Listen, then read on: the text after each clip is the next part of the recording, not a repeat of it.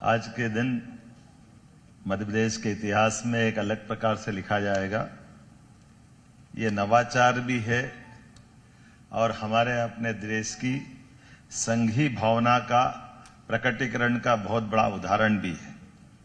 दो राज्य लगभग 20 साल से ज्यादा समय से छोटे छोटे इशू को लेकर के बिना बात के कुछ न कुछ कारण से अपने अपने राज्यों के हित होते हैं, मानते हैं, लेकिन राज्यों के हित में हमको और एक निगाह रखना पड़ेगी, वो है देश हित। देश हित से बड़ा कोई हित नहीं हो सकता है।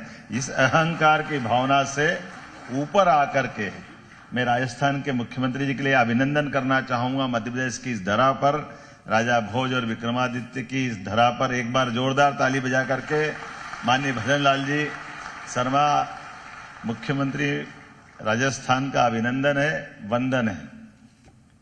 जिस ढंग से उनने अपनी बात कही है उसमें वो सारी बात के परिलक्षण हुआ है।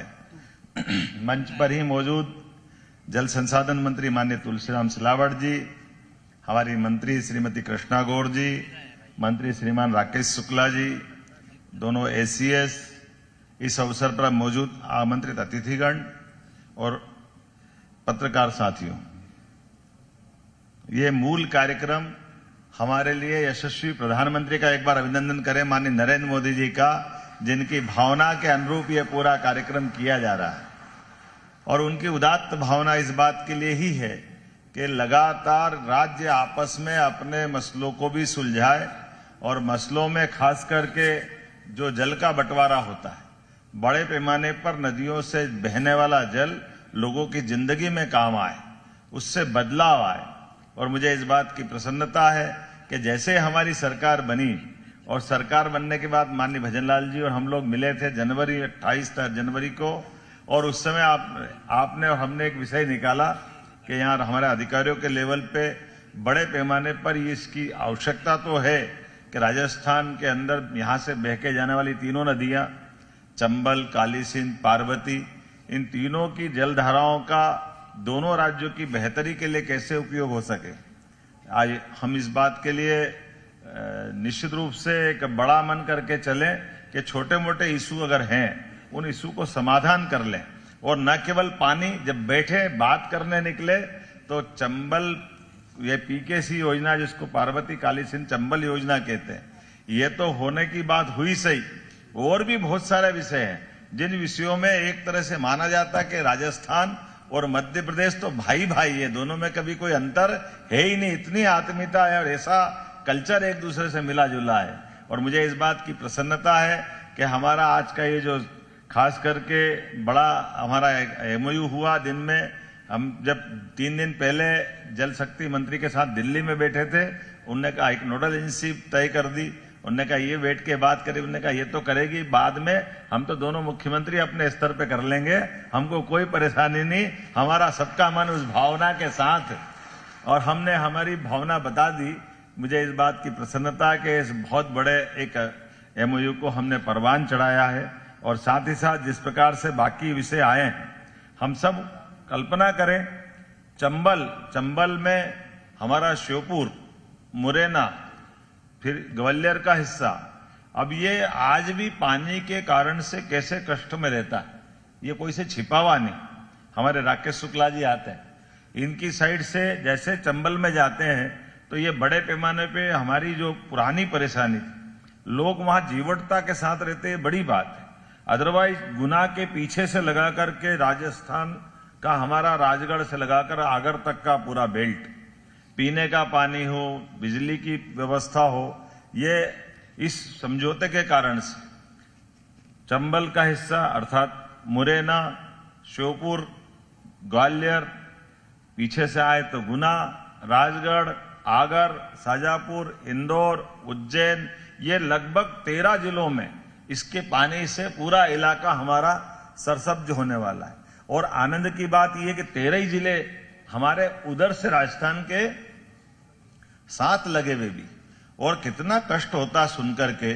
आपने तो तैयारी भी कर ली, बांध बना करके, कुछ तो बांध आपके बने हुए थे, और वो बांध पानी को तरस रहे, और हमारे पास बांध बनाने का इच्छा शक्ति नहीं थी, लेकिन ये जो परस्पर आपस का एक दूसरे के साथ खड़े होकर के मजबूत जल संरचना बनाने का, और इस बात का आनंद है कि अब हमारा पानी का एक एक बूंद हमारे क्षेत्र के राजस्थान और मध्य प्रदेश के विकास में काम में आने वाला है। उसका ऐतिहासिक पल आज हमारे सामने संपन्न हो रहा है, जिसके कारण से ये भविष्य में एक नई इबारत लिखी जाएगी। अतीत का उदाहरण भी था, हमको सबको केवल याद करने की देर है। आजादी के तुरंत बाद गांधी सागर का एक बड़ा डैम, जिसके कारण से बड़े पैमाने पर हमारे राज्य को लाभ मिला, राजस्थान को लाभ मिला, और ऐसे उदाहरण आगे बढ़ना चाहिए थे। और ये तो उस दौर में था जब उसके लिए जल संरचना बनाने के लिए बहुत कष्ट आए होंगे, लेकिन मोदी जी का उदार मन देखो, ये लगभग 72,000 करोड़ की योजना और 35,000 करोड़ हमारे को मिल रहा है, 35,000 करोड़ राजस्थान को मिल रहा है। देने वाला दे रहा है, लेने वालों के मन में पता नहीं क्या गड़बड़ हो रही। तो ये जो माननीय प्रधानमंत्री 10 साल पहले ये करा सकते थे, ये देने वाले दाता के लिए कोई कैसे मना कर सकता है। हमारे राज्यों का भला हो, 35,000 करोड़ दोनों राज्यों को मिल रहे हैं। और ऐसे कैसे ही आपका ये भिंड का पूरा इलाका, केन बेतवा नदी योजना, ये राजस्थान के समान हम उत्तर प्रदेश से एमओयू कर रहे हैं। इसमें 45,000 करोड़ हमको मिलेगा, 45,000 उत्तर प्रदेश को मिलेगा, 10,000 करोड़ केंद्र मिलाएगा, 1 लाख करोड़ की वो योजना है। अरे इस योजनाओं के भरोसे तो अपना आज बुंदेलखंड है, चंबल का बीहड़ का बेल्ट है, मालवा का पठार है, ये सब कुछ बदलने वाले हैं। और केवल यही नहीं, जैसे माननीय हमारे अपने मुख्यमंत्री जी ने कहा है कि पर्यटन के क्षेत्र में कैसी अच्छी स्थिति है हमारी दोनों की, कि परमात्मा ने तो बहुत कुछ दिया है, लेकिन टूरिज्म के मामले में बहुत बड़ी संभावना है। और टूरिज्म एक क्षेत्र में नहीं, टूरिज्म में हेरिटेज पुरातत्व की दृष्टि से बड़े बड़े हमारे पास राजस्थान से सीखने लायक, आपने किलों का संधारण संचालन बहुत अच्छे से किया है, पुरानी रचनाओं का लाभ कैसे लिया है, आपने तो रेगिस्तान में पर्यटन को अच्छा खड़ा कर दिया। तो हमारे यहाँ तो इसकी बड़ी गुंजाइश है, और आप तो धार्मिक पर्यटन का भी बड़ा केंद्र है, इसलिए धार्मिक पर्यटन के लिए हमने कुछ प्रयास किए। और ये बात सत्य है कि अतीत के काल में अब वो सब भी लोग जानने की इच्छा रखते हैं। जैसे मथुरा से भगवान कृष्ण अगर चले हैं और उज्जैन पहुंचे हैं, तो निश्चित रूप से राजस्थान से ही होकर आए हैं, इसमें कुछ छिपा हुआ नहीं। तो ये जो विद्वानों के माध्यम से भगवान श्री कृष्ण का जो हमारी सरकार ने तय किया कि श्री कृष्ण पाथेय की योजना बने, और भगवान कृष्ण के विभिन्न आवागमन के मार्ग में होने वाले उनकी रचनाओं के साथ जो लीलाएं उनने की होगी, वो प्रत्येक लीलाओं का तीर्थ बने। इसलिए भगवान राम पदगमन की योजना जो बनी थी, उसी प्रकार से भगवान कृष्ण की पदगमन की योजना के समान उनका पाथेय बने। और परस्पर भगवान कृष्ण के कितने सुंदर तीर्थ, जैसे उज्जैन में सांदीपनी आश्रम में तो खाटू श्याम जी है, हमारे कृष्ण भगवान के तो कदम कदम पे सांवरिया जी से लगा करके राजस्थान का पूरा बेल्ट है। और अब जब रेलवे के मंत्री माननीय अश्विनी जी से बात हुई थी, उन्होंने कहा वंदे भारत मेट्रो के नाम से आप भी सर्किट बना सकते। तो रेलवे ट्रैक तो हम तो अब जब भी दिल्ली जाते हैं अगर मालवा से, तो कोटा से बिना पास करे जा ही नहीं सकते, वो तो रास्ते में ही है। तो राजस्थान से पार होकर के जाने आने में, लेकिन ये जो नजदीक की जो ऐसी बड़ी संभावना पर्यटन को लेकर के, और 2 ओंकारेश्वर और महाकालेश्वर अपने पास है। भविष्य में अभी हमने यहाँ हेलीकॉप्टर सर्विसेज सेवा चालू की है, अभी ट्रेन की भी संभावना अच्छी है, इलेक्ट्रिक व्हीकल के माध्यम से भी दोनों टूरिज्म कॉर्पोरेशन मध्य प्रदेश और राजस्थान बैठ करके इसका भी संभावना देख रहा है कि हम आपस में एक दूसरे को जोड़ करके बड़े पैमाने पर, क्योंकि पर्यटन केवल मन या अपनी थोड़ी बहुत अपने मन की शांति के लिए नहीं है, ये बड़े पैमाने पर कई सारे क्षेत्र में रोजगार पैदा करने के लिए एक तरह से इंडस्ट्री जैसा काम करता है, कई लोगों को लाभ मिलता है। तो इस तरह से भी इस पर आगे बढ़ने की जरूरत है। माइनिंग के सेक्टर में मध्य प्रदेश ने अभी पुरस्कार जीता, लेकिन माइनिंग के सेक्टर में हमारी दोनों की रचना एक जैसी है। तो खनिज संपदा को लेकर के भी हम एक दूसरे के साथ अच्छे से कैसे खड़े हो सकते हैं, खास करके अब ये एम सैंड का उपयोग, क्योंकि बालू के बजाय हमको काली बजरी अपनी जो बनने वाली है उसके बड़े बड़े एक तरह से छोटी इंडस्ट्री एमएसएमई के प्रकार तो आ ही जाता है। उसी प्रकार से आयुर्वेद में केरल बहुत आगे गया है, लेकिन आयुर्वेद की संभावना मध्य प्रदेश में भी बहुत है। और इसी प्रकार से राजस्थान से जोड़ करके भी ये आयुर्वेद हो, आयुष हो, जिसमें पंचकर्म से लगा करके तमाम प्रकार के अलग अलग विधाओं से इस क्षेत्र में आगे बढ़ा जा सकता है। आज हमने बैठ करके अपने अधिकारियों को भी तैयार किया, राजस्थान के आपके अधिकारी भी साथ में आए कि इन सेक्टर में हम कैसे आगे जा सकते हैं। कुछ ऐसे परस्पर आपस के दूसरे इशू भी है, जैसे उदाहरण के लिए हमारा अफीम का बेल्ट है मंदसौर और नीमच वाला।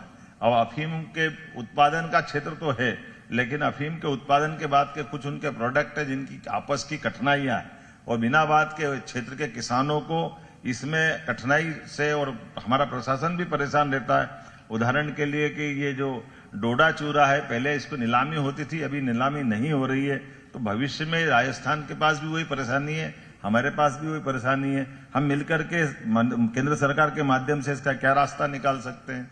इसी प्रकार से नीमच, मंदसौर, रतलाम तीनों जगह मेडिकल कॉलेज हमारे बन गए और ये मेडिकल कॉलेज आमतौर पर 1000 के आसपास के हमारे क्षमताओं के इनके बड़े बड़े हॉस्पिटल बनने वाले हैं। तो स्वाभाविक रूप से राजस्थान की सीमा लगी है, तो हम एक दूसरे की चिकित्सिक व्यवस्था के साथ इसमें मेडिकल टूरिज्म भी डेवलप करने का प्लान कर सकते हैं और एक दूसरे के राज्य के लोगों को लाभ कैसे दिला सकते हैं। क्योंकि आप अपने यहाँ बहुत अच्छा आयुष्मान के कार्ड की प्रधानमंत्री ने सुविधा दी, तो हमारे आयुष्मान कार्ड आप परस्पर आपस में कैसे एक दूसरे का हॉस्पिटल में परमिट करें, क्या क्या हो सकता है, ऐसी बड़ी संभावना। आपने कूनो पालनपुर की तो बात कही है, चीता, टाइगर, घड़ियाल, ये पर्यटन के क्षेत्र के हमारे पास बिल्कुल लगे लगे बेल्ट है। तो स्वाभाविक रूप से रणथंभौर का बड़ा नाम है, तो हमारा अपना चंबल का बेल्ट, श्योपुर और अभी मुरैना तरफ से इसकी अच्छी संभावना है। इसमें बढ़ने के लिए बहुत अच्छी गुंजाइश है कि अगर कोई टूरिस्ट आता है, अगर वो यहाँ से निकल करके अगर सामने निकल जाता तो कोई गलत नहीं है। अभी अपनी अपनी सीमाओं के चक्कर में वो पूरा टूरिज्म का एक बड़ा इंडस्ट्री का संभावना वाला क्षेत्र है, जिसमें मिलकर काम करेंगे तो बहुत अच्छा रहेगा। क्योंकि चीता का आना ये शुभ हो सकता है एशिया के लिए, लेकिन कम से कम हमारे दोनों राज्यों के बेहतरी के लिए क्या अच्छा हो सकता है। रणथंभौर का टाइगर कभी घूमते घामते हमारे यहाँ आ जाता है तो हम भी ढूंढते रहते कि ये कहाँ से आ गया, और उधर से चीता ढूंढते कि ये कैसे चला गया। तो आने और जाने में गया तो देश के अंदर ही है, वो तो हमारी सीमा हो सकती है, लेकिन ये वन्य जीव की तो आनंद की उनकी अपनी जहां उनको अनुकूलता लगे। क्योंकि वाकई चीते की दौड़ तो बहुत लंबी होती है, हम बार बार उसको ला करके घेरते हैं। अच्छा, उसकी कुछ व्यवहारिक कठिनाइयां भी है। जहां चीते हम लेके आए वो अफ्रीका में, उनके बाकायदा बाड़ेबंदी से उनको रखने की आदत है। और हमारे यहाँ बाड़ेबंदी इतने बड़े बड़े बाड़े हैं कि बाड़े बनाने जाओ तो आपकी ये जो योजना का 35,000 करोड़ तो अकेले उसकी बाड़ा बनाने में लग जाए, इतना बड़ा बड़ा हमारा बेल्ट है। तो बेहतर ये कि हम उस बाड़ेबंदी के बजाय दोनों राज्य मिलकर के उस चीते की सुरक्षा आप भी कर लो, आप इधर के टाइगर की सुरक्षा हम कर देंगे। एक दूसरे सब मिलाकर वन्य जीव की तो सुरक्षा कर रहे हैं, और कुल मिलाकर के आने वाले जाने वाले और ये सारी नैसर्गिक जो कई सारे चीजों का लाभ है। अब घड़ियाल गोता लगाता हमारे यहाँ से घाट पे बैठ जाता सामने राजस्थान पे, तो घड़ियाल का आनंद हम भी लें, आप भी लो, हम भी दिखाएं उसको। हमारी चंबल की डॉल्फिन का आनंद हमारे पास भी मिलता है, लोग देखने आते हैं, और वो पूरी चंबल की एक तरह से दो ही तो किनारे हैं। तो आपस में ये पर्यटन को लेकर के इनकी वन्य जीवों की जो बायोडायवर्सिटी का लाभ हम एक दूसरे से कैसे उठा सकते हैं, अलग अलग प्रकार से, एक नहीं दो नहीं। और अब तो ये वर्तमान का समय तो और आनंद का है, जब अब पर्यटन आधारित या उसके बजाय अब ये मानो रोजगार आधारित बड़े पैमाने पर इंडस्ट्री की संभावना है। तो ऐसी इंडस्ट्रियां जो आपस में एक दूसरे के क्षेत्र की बड़ी मानव रचना अर्थात गांवों या शहरों को कवर करती है, वहां भी मिलकर के प्लान कर सकते हैं। क्योंकि ये मान के चलो जैसे रेडीमेड गारमेंट्स की इंडस्ट्री में जाएंगे, रेडीमेड गारमेंट्स की इंडस्ट्री में माननीय मुख्यमंत्री जी 4-4 हजार लोगों की एक एक इंडस्ट्री रहती।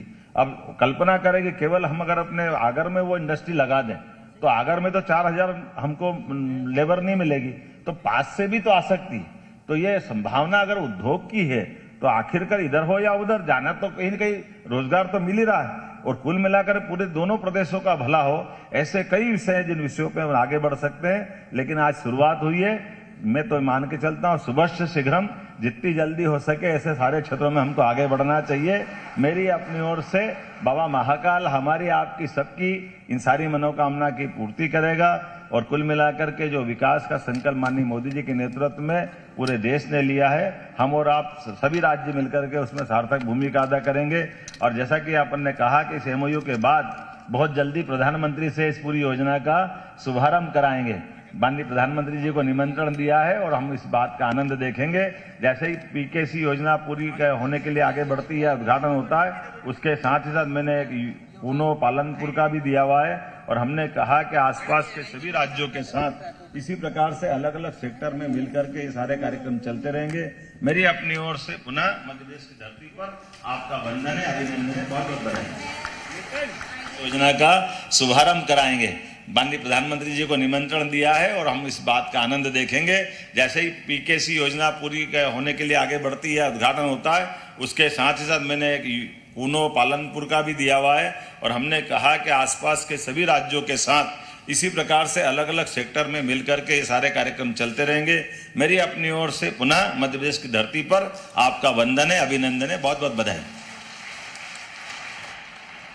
बहुत बहुत धन्यवाद माननीय मुख्यमंत्री जी आपके ऊर्जावान वचनों के लिए। और निश्चित ही आपकी सोच से पूरे मध्य प्रदेश में चौतरफा विकास संभव हो पाएगा। और अब कार्यक्रम के अंत में हम आग्रह करना चाहेंगे डॉक्टर राजेश राजोरा जी, अपर मुख्य सचिव जल संसाधन विभाग से, कि वे आभार प्रस्तुत करने की कृपा करें।